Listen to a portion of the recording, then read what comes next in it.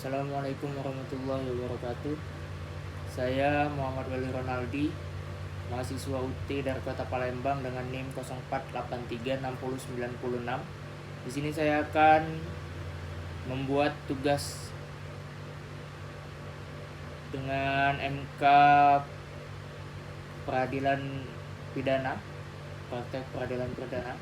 Langsung saja, berdasarkan dengan surat kuasa khusus dari klien saya yang bernama Ayam.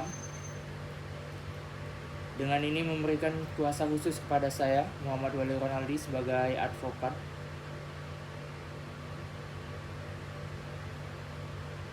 Dalam perkara dugaan tindak pidana pembunuhan terhadap bebek yang terjadi pada Rabu 2 Februari 2024 di Indekos korban yang saat ini ditangani oleh Kepolisian Resor Metro Lampung.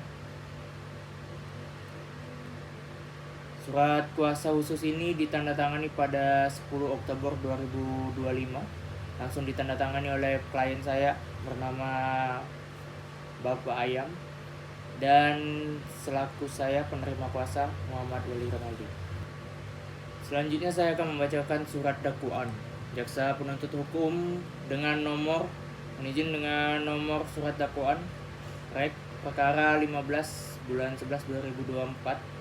Jaksa penuntut umum pada Kejaksaan Negeri Bandar Lampung yang bertanda tangan di bawah ini setelah mempelajari dengan seksama BAP dari Kepolisian Resor Metro Lampung, dengan ini menyusun dan mengajukan surat dakwaan terhadap klien saya bernama Ayam dengan uraian pembuatan bahwa pada hari Rabu tanggal 2 Februari 2024 sekitar pukul 16.00 waktu Indonesia bagian Barat, bertempat di rumah kos korban di Bandar Lampung, terdakwa Ayam datang menemui korban bernama Bebek untuk berbincang.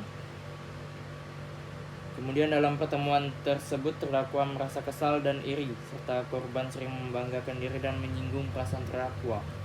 Akibat rasa iri dan emosi tersebut, terdakwa mengambil pisau lipat yang telah dibawanya sejak dari rumah dan dengan sengaja menusukkan pisau tersebut beberapa kali ke arah dada dan leher korban hingga korban meninggal dunia di tempat. Bahwa setelah korban meninggal dunia, terdakwa berusaha menutupi perbuatannya dengan membungkus tubuh korban menggunakan plastik besar dan spray kasur, menaburkan pengawet dan pewangi agar bau tidak cepat menyebar, lalu mengambil barang-barang milik korban berupa laptop MacBook, dompet, dan ponsel. Setelah itu terdakwa meninggalkan tempat kejadian. Pasal yang didakwakan terhadap klien saya sebagaimana diuraikan di atas telah memenuhi unsur-unsur tindak pidana sebagaimana diatur dan diancam pidana dalam ketentuan sebagai berikut. Dakwaan ke-1 primer pasal 340 KUHP, yaitu pembunuhan yang dilakukan dengan rencana terlebih dahulu. Dakwaan kedua subsidiar pasal 338 KUHP, yaitu barang siapa dengan sengaja merampas nyawa orang lain. Kemudian dakwaan ketiga lebih subsidiar pasal 365 ayat 3 KUHP, yaitu pencurian yang disertai kekerasan dan menyebabkan orang mati.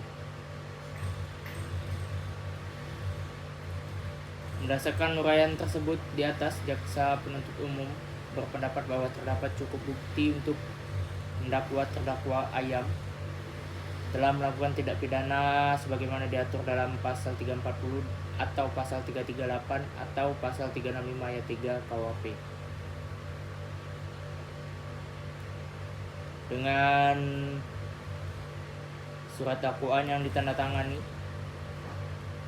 dan diajukan ke Pengadilan Negeri Bandar Lampung guna diperiksa dan diputus menurut hukum yang berlaku. Surat dakwaan ini dibuat pada tanggal 20 Februari 2024. Kemudian selanjutnya saya akan membacakan surat eksepsi atau nota keberatan dengan nomor perkara PDM strip 45/2 Romawi garing 2024 garing PN-BDL.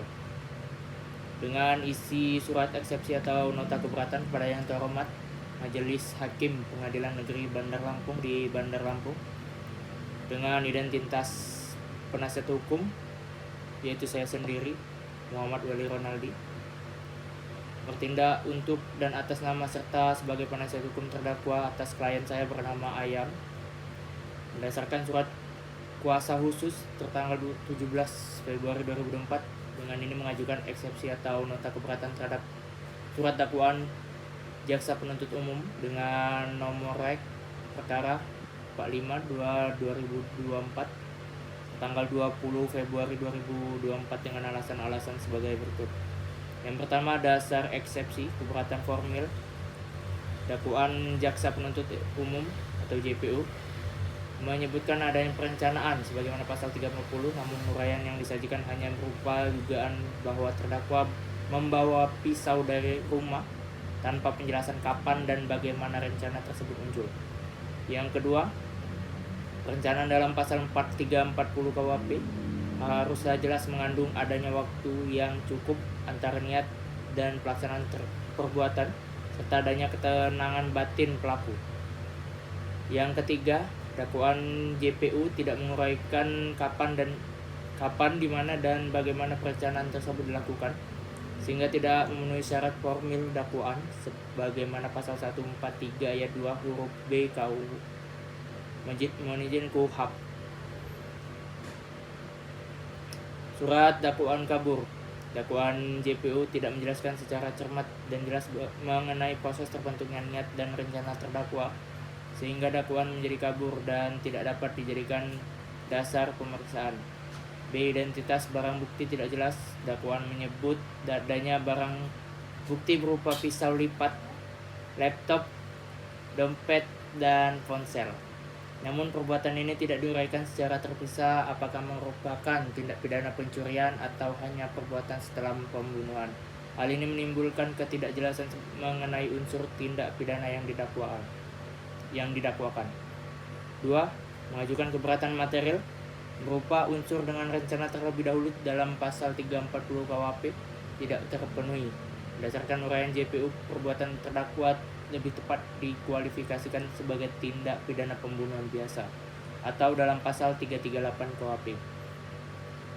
Yang kedua, tidak terdapat fakta yang menunjukkan adanya rentang waktu yang cukup antara timbulnya niat dan pelaksanaan perbuatan.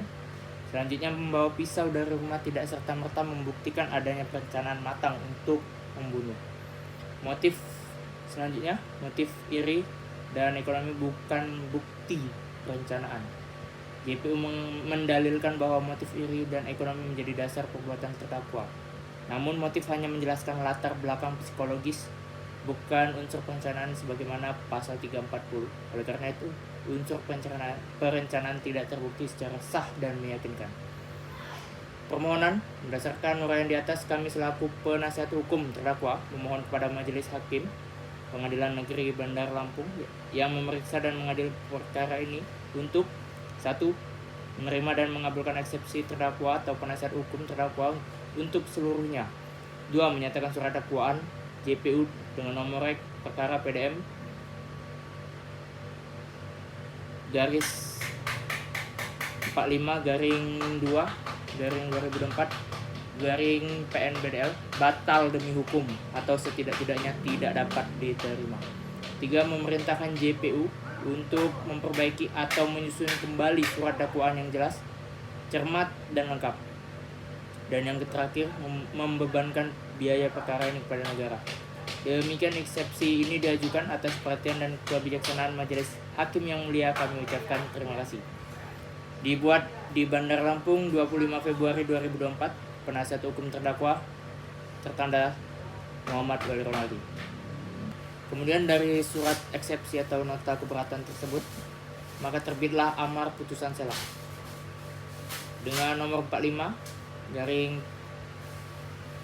PID B garing 2024 garing PNBDL demi keadilan berdasarkan ketuhanan yang Maha Esa. Pengadilan Negeri Bandar Lampung yang memeriksa dan mengadili perkara pidana atas nama terdakwa, yaitu klien saya bernama Ayam, telah membaca 1. Surat dakwaan JPU, surat eksepsi atau nota keberatan dari penasihat hukum terdakwa, dan 3. Tanggapan jaksa penuntut umum atas eksepsi penasihat hukum terdakwa. telah mendengar yang pertama, keterangan dari penasihat hukum terdakwa dalam persidangan mengenai eksepsi yang diajukan. 2. Pendapat JPU yang pada pokoknya menolak eksepsi dan memohon agar eksepsi dinyatakan tidak dapat diterima. Menimbang bahwa eksepsi yang diajukan penasihat hukum terdakwa pada pokoknya menyatakan bahwa surat dakwaan JPU umum jaksa penuntut umum kabur atau obscure libel karena tidak jelas uraian mengenai perencanaan sebagaimana dimaksud pasal 340 KUHP serta tidak jelas kedudukan barang bukti yang disebutkan dalam dakwaan.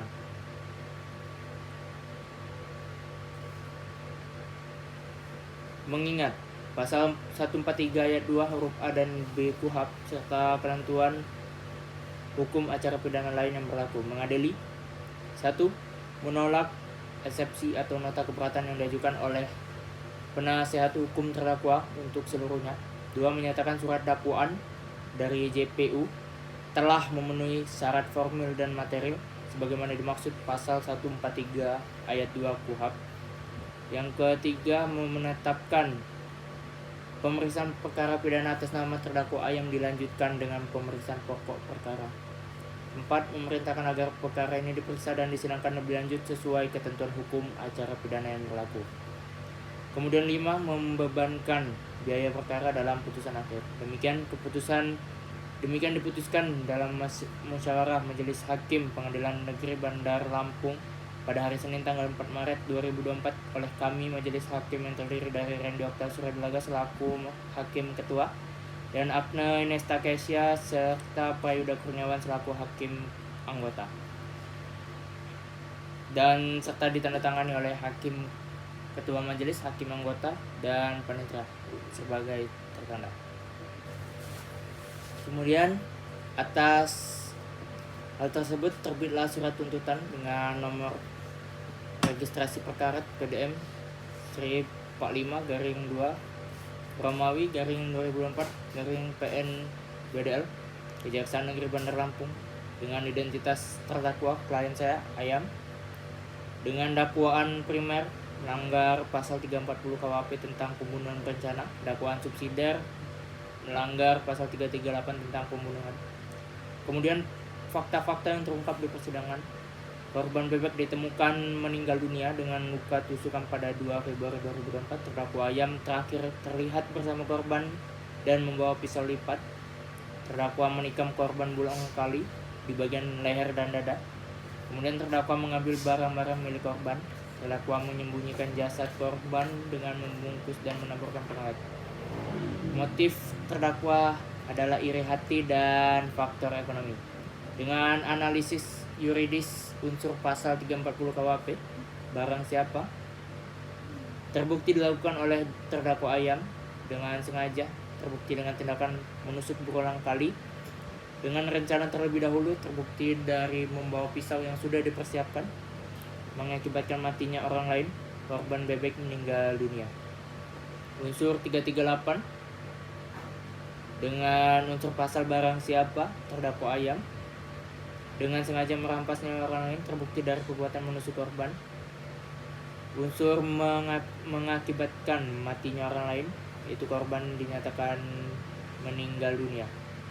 Karena dakwaan primer terbukti, maka dakwaan subsidiar tidak dipertimbangkan. Hal-hal yang memberatkan, perbuatan terdakwa sangat kejam. Selanjutnya terdakwa mencoba menghilangkan jejak dengan menyembunyikan jasad. Kemudian terdakwa meresahkan masyarakat. Kemudian terdakwa mengambil barang-barang milik korban. Hal-hal yang meringankan, terdakwa bersikap sopan selama persidangan. Tuntutan 1. Menyatakan terdakwa Ayam terbukti secara sah dan meyakinkan bersalah melanggar pasal 340 KUHP. 2.